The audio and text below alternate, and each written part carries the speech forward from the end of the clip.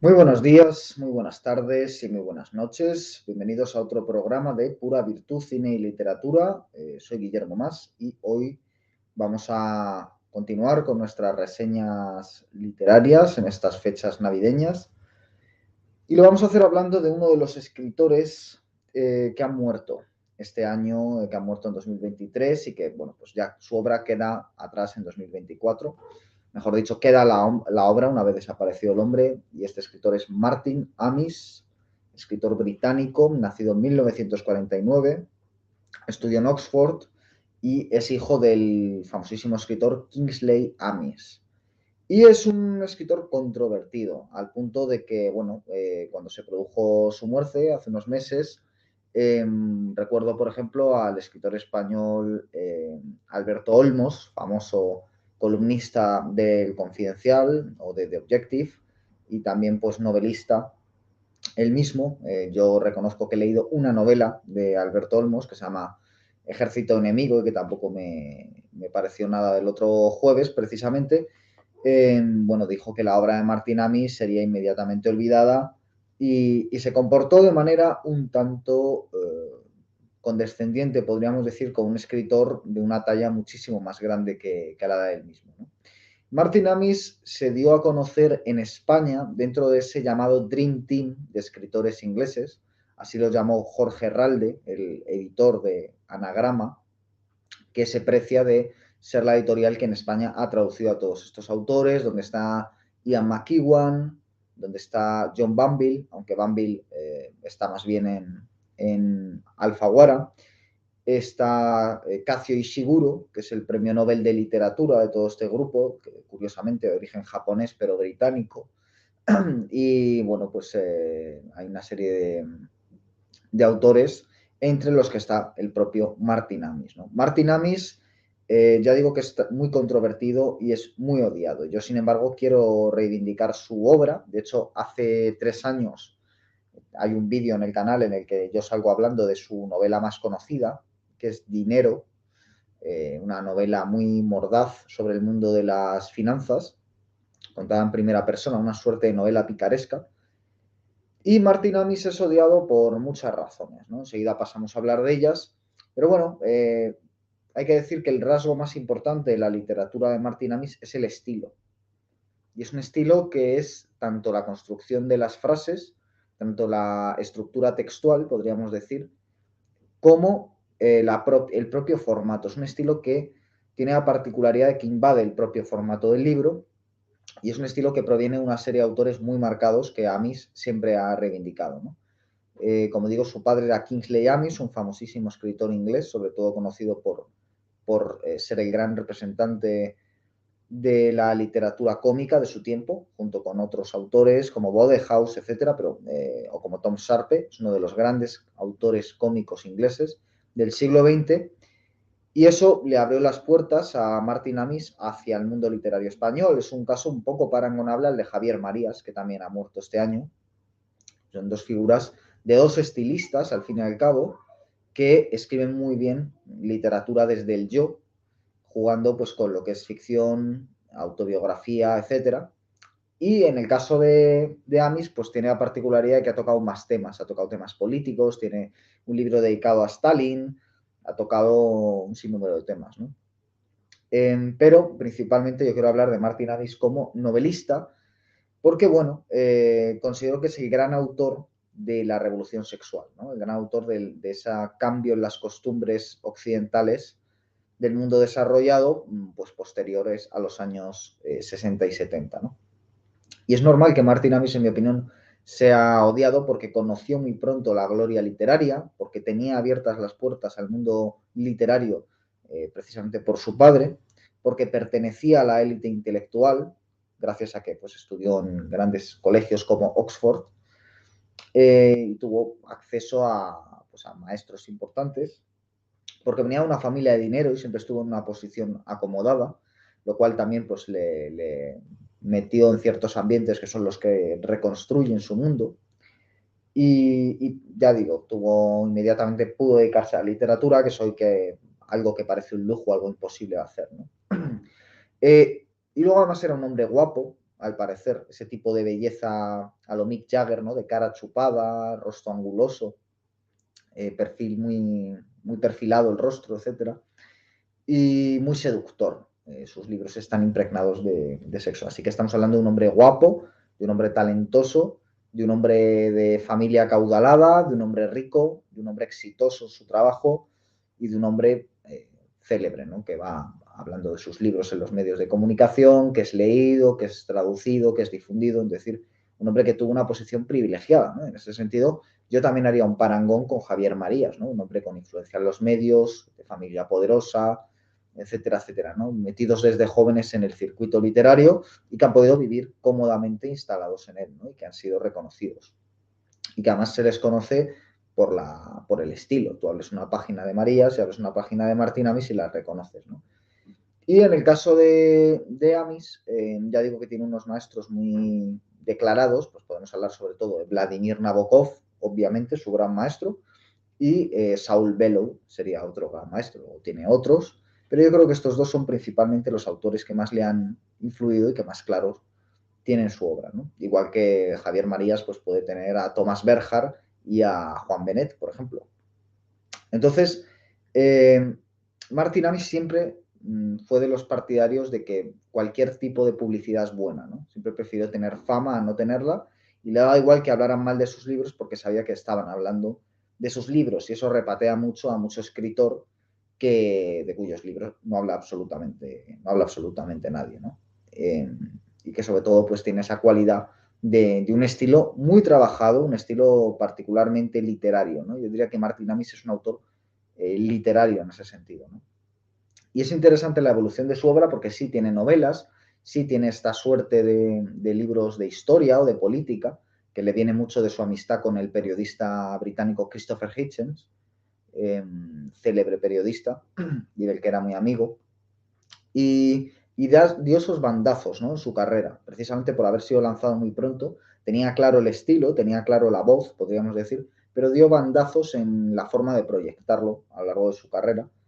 Incluso novelas tan buenas como Dinero, que yo considero que es una novela muy buena, una suerte de, podríamos decir, es el equivalente británico de lo que American Psycho es en la literatura norteamericana, aunque yo prefiera a Bret Easton Ellis antes que a Martin Amis, pero sería en mi opinión, el parangón, ¿no? El retrato de lo yuppie, de la mentalidad yuppie, de la mentalidad del mundo financiero en primera persona, hecha por un escritor británico en este caso, ¿no? Igual que Bret Easton Ellis lo hizo como novelista norteamericano. Pero yo creo que lo interesante, curiosamente, de Martin Amis es el tramo final de su obra, que es cuando ya realmente él dio más rienda suelta a su voz en una serie de obras muy concretas, ¿no? Y en definitiva, con este vídeo lo que quiero es refutar esa afirmación de Alberto Olmos de que la obra de Martín Amis no va a quedar. Yo creo que Martín Amis sí que tiene un puñado de libros que van a quedar, son pues esa parte de la obra final de la que quiero hablar, ¿no?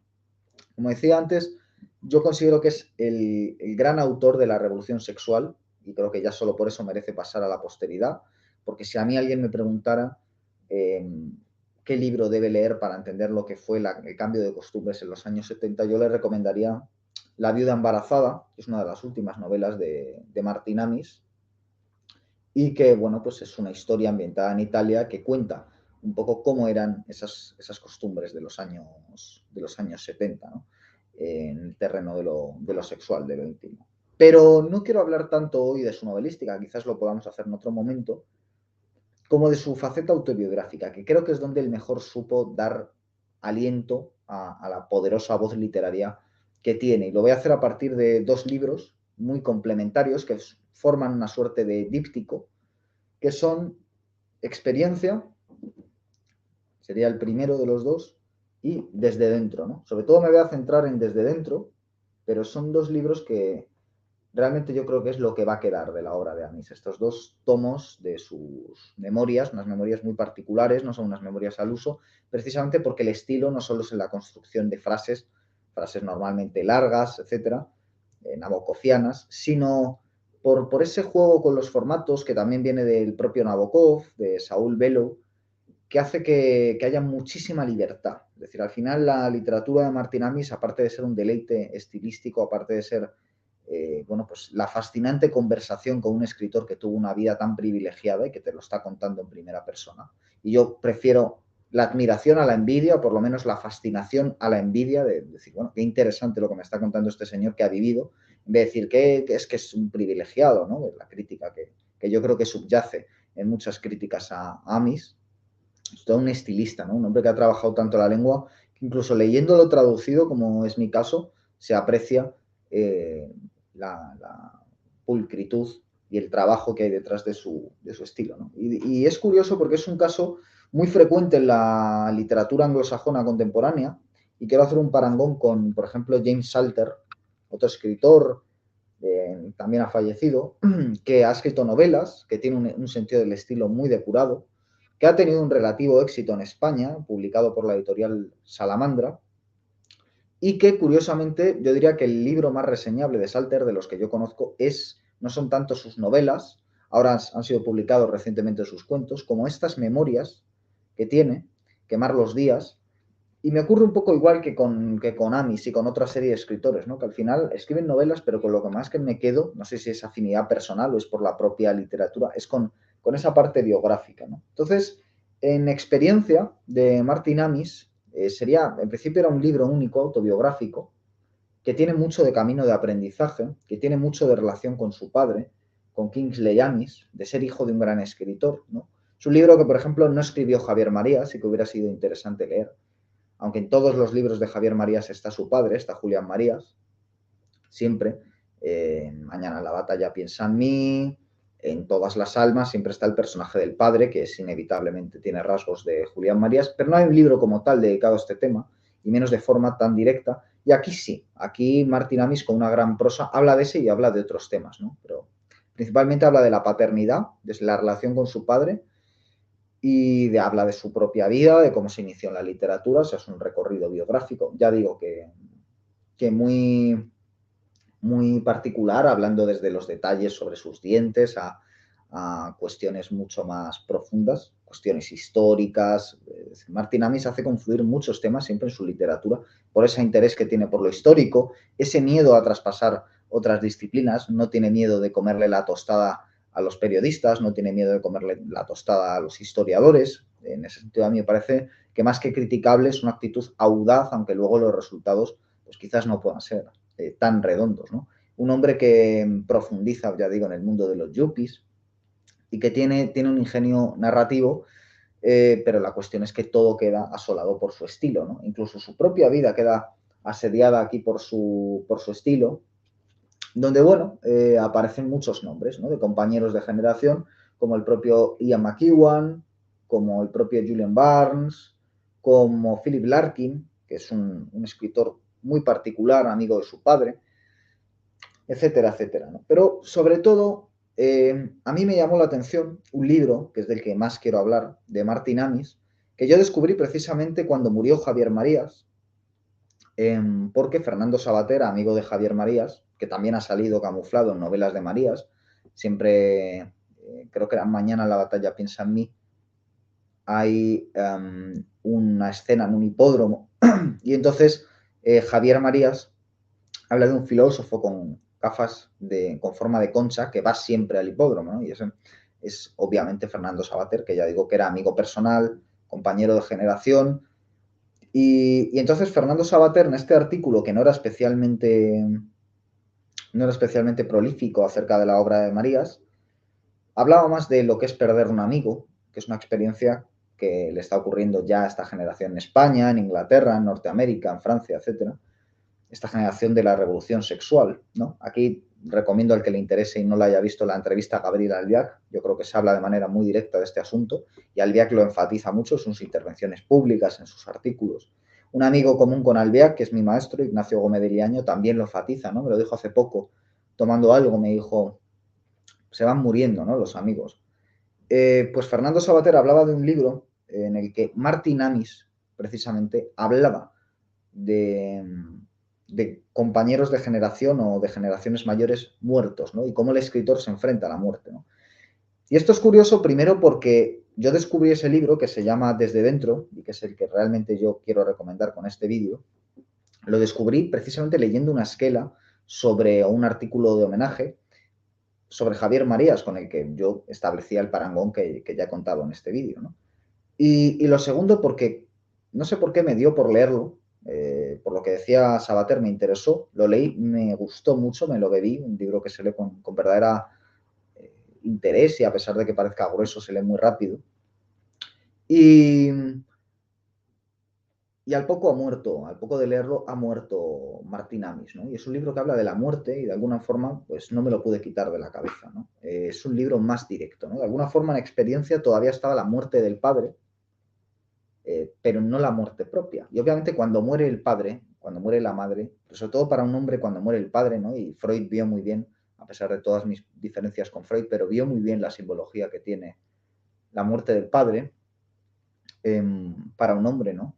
Hugo Mujica tiene un poema muy bonito hablando de la muerte del padre, ¿no? Del primer día que llueve sobre la tumba de tu padre, ¿no? Y habla de eso, precisamente, de cómo cuando muere tu padre ya te ves a ti mismo en la tumba. Es una anticipación como no hay otra de la propia muerte y cómo efectivamente después desde dentro se puede ver que ya la muerte es inminente y que el escritor mira de nuevo con su estilo inconfundible, con sus rasgos, con sus temas, hace esa suerte de recopilación de todo lo que ha sido su escritura y deja este libro para cuando muera. Y efectivamente, cuando muere Martín Amis, al poco de que yo haya leído el libro, se me viene a la cabeza, ¿no? ¿Y de qué habla en este libro Martín Amis, en esta continuación de experiencia, en este culmen de su obra? Bueno, pues habla de la muerte de su padre, habla de la muerte de Saúl Bellow, precisamente uno de sus maestros literarios, probablemente junto a Nabokov, su gran maestro literario. Habla de la muerte de Philip Larkin, que era ese escritor al que acabo de aludir, tan peculiar, tan extraño, y habla de Christopher Hitchens, de su amigo, que murió de cáncer de manera muy temprana, ¿no? Y habla de cómo estos tres personajes, Bellow, Hitchens y Larkin, se enfrentan a la muerte, y él mismo habla de cómo se enfrenta a la muerte. Entonces, trabaja con dos temas esenciales, ¿no? Los dos temas decisivos de su generación, de la generación de la revolución sexual, que son la muerte y el amor, ¿no? Porque obviamente esta generación de la revolución sexual a la que ha pertenecido Sabater, mi maestro Ignacio Gómez de Liaño, Gabriel Albiac en España, a la que pertenece Martin Amis, Julian Barnes, Ian McEwan, John Banville en Gran Bretaña, en Inglaterra, pues es una generación que no tiene ningún tipo de fe trascendente, muy materialistas, influidos por una serie de lecturas. Pero, bueno, ahí tengo que decir que mi maestro Ignacio Gómez de Liaño quizás sea una excepción, pero ese sería otro tema. Pero el resto sí que son válidos estos asertos, ¿no? De hecho, se han mostrado muy críticos con las grandes religiones, muy críticos con las fes trascendentes. Y digamos que como sustitución han encontrado sobre todo el cine, sobre todo la literatura, la filosofía y, desde el punto de vista más personal, pues una serie de bienes materiales que para ellos fueron fáciles generacionalmente, ¿no? En cada país por unos motivos. Gran Bretaña tiene su proceso histórico y nosotros en España pues tenemos la transición y un crecimiento económico, ¿no? Ellos han vivido bien desde ese punto de vista, han vivido bien porque han podido ser pues, profesores universitarios o escritores profesionales, en el caso de Amis, sin grandes complicaciones, sin tener que hacer oposiciones, con relativa facilidad. Desde jóvenes han tenido, digamos, la vida muy resuelta de manera muy sencilla. Y venían de estas familias, en el caso de Albiac no, pero vienen casi siempre de familias acomodadas, etc. Y pues de jóvenes, por supuesto, muy entregados al culto al Eros, muy entregados a cierto tipo de relaciones muy modernas, entre comillas, relaciones que no pasan por el matrimonio, que no están pensadas para toda la vida, sino que son relaciones muy basadas en lo puramente erótico y en un disfrute pasajero, ¿no? Y eso es lo que al final cuenta muy bien en La viuda embarazada, Martin Amis, cómo eran ese tipo de relaciones desde dentro, podríamos decir. Pero claro, cuando uno va cumpliendo años, y esto es curioso porque pude asistir a una rueda de prensa de Bret Easton Ellis este verano, con motivo de la publicación en español de Los Destrozos, su última novela hasta la fecha, y he de decir, una gran novela, probablemente la mejor novela que yo he leído publicada en español en 2024, otra gran novela americana más, sobre la que tengo un artículo escrito y publicado, le preguntaron precisamente sobre el sexo, que es un tema que está muy presente en su obra, y dijo que obviamente a ciertas edades el sexo va desapareciendo, ¿no? Y que ya llega un punto en que cuando escribe sobre sexo es más recordar o añorar incluso que basarse en sus experiencias actuales, ¿no? Y eso, por supuesto, les llega a todos, ¿no? Gente que va cumpliendo 50, 60, 70 años, 80 incluso, y que obviamente el sexo imagino que va quedando atrás, no lo sé. Sé que, por ejemplo, en el caso de Sánchez Dragó, que también ha muerto este año, no era así. Él mismo se jactaba en redes sociales de seguir teniendo una vida sexual plena, con una chica joven, etcétera. Pero otros escritores imagino que va quedando más atrás, ¿no? Y se va escribiendo más del recuerdo. Entonces, según va desapareciendo ese primer gran tema, el tema de juventud, podríamos decir, que es el sexo, va apareciendo un segundo tema, un tema de senectud, que es la muerte, ¿no? Y el gran libro donde se plantea el tema de la muerte Martin Amis es en Desde Dentro, y por eso pues me llamó la atención que lo recomendara Sabater, que yo creo que es un lector cuyas recomendaciones hay que tener en cuenta siempre, sean del tema que sean, y es un libro fascinante. O sea, a mí me parece una joya de libro, lo recomiendo muchísimo, con una estructura muy particular, como todos los libros de Amis.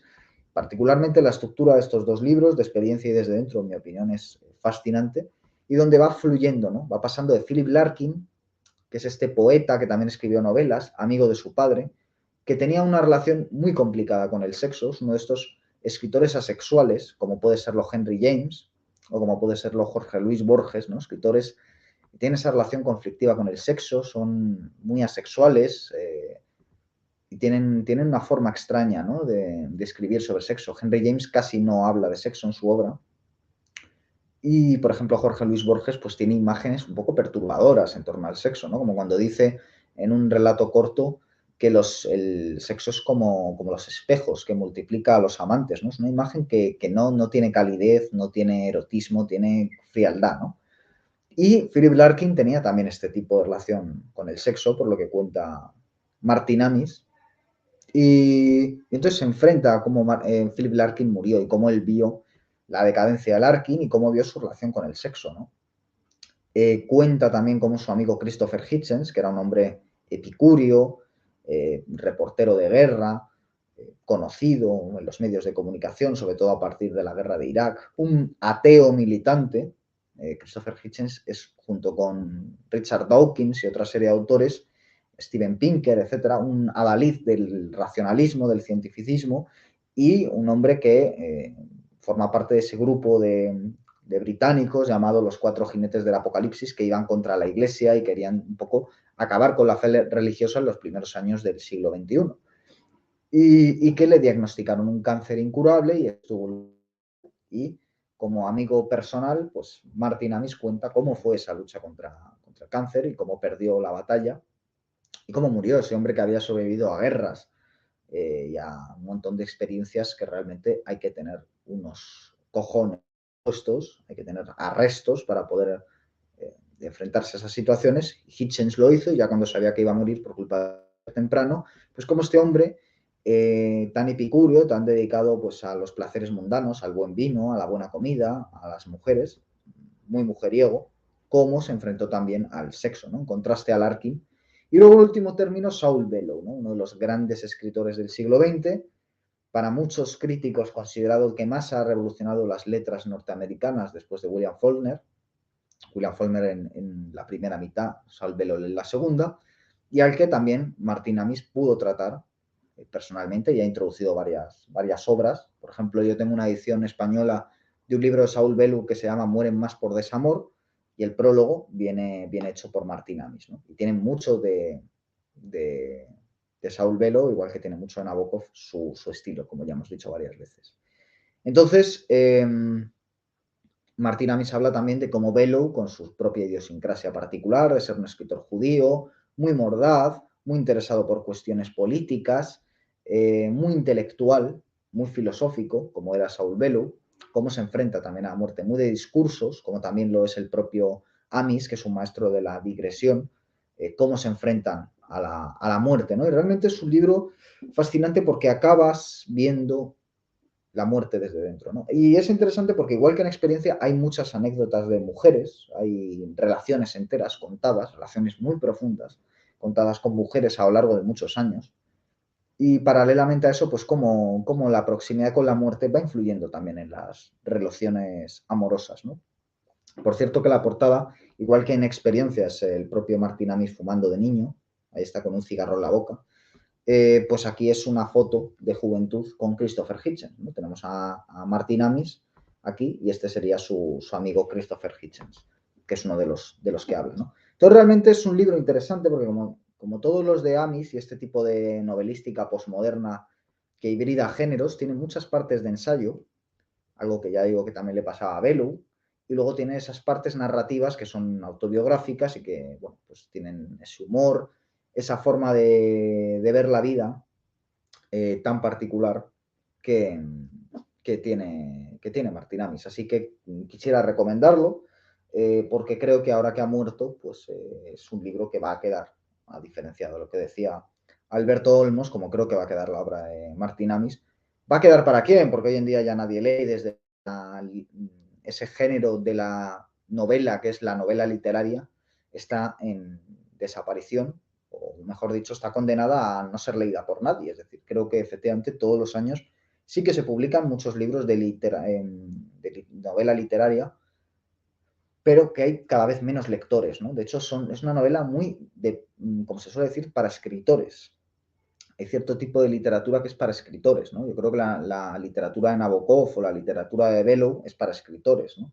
Y la literatura de Martin Amis yo creo que es una literatura para escritores, ¿no? Por eso me sorprende que alguien como Alberto Olmos la critique, ¿no? Imagino que quizás porque, como le ha pasado a Juan Manuel de Prada, Alberto Olmos ha sido novelista durante muchos años, desde luego Juan Manuel de Prada ha tenido más éxito, pero finalmente se los ha comido un poco su personaje público, después de unos años de éxito de Juan Manuel de Prada como novelista, sobre todo empezó a trabajar en televisión, su obra literaria fue decayendo después de Las Máscaras del Héroe, todavía mantenía cierta calidad, yo recuerdo con aprecio una novela de Juan Manuel de Prada que se llama Me hallará la muerte, pero después ya ha ido bajando al punto de que Lucía en la noche, que creo que es su última novela hasta la fecha, yo no la he leído, y luego ya se ha dedicado más a hacer recopilaciones de artículos, ¿no? Dinero de Mogresca y otros podemonios, que no está mal, o en el último término, publicado por Homo Legens, una enmienda a la totalidad, ¿no? Y con Alberto Olmos va pasando un poco lo mismo, yo creo que sin llegar a la calidad literaria de Juan Manuel de Prada y sin tener ese pozo y esa fama y sin pasar por la televisión, pero sí que es verdad que al final le ha podido la figura de crítico cascarrabias al estilo de Carlos Boyero, hablando de todo, y bueno, me resultó curioso que hablara tan mal, como yo entendí, de Martin Amis, ¿no? Dijera, bueno, pues es un escritor que no va a quedar nada de su obra.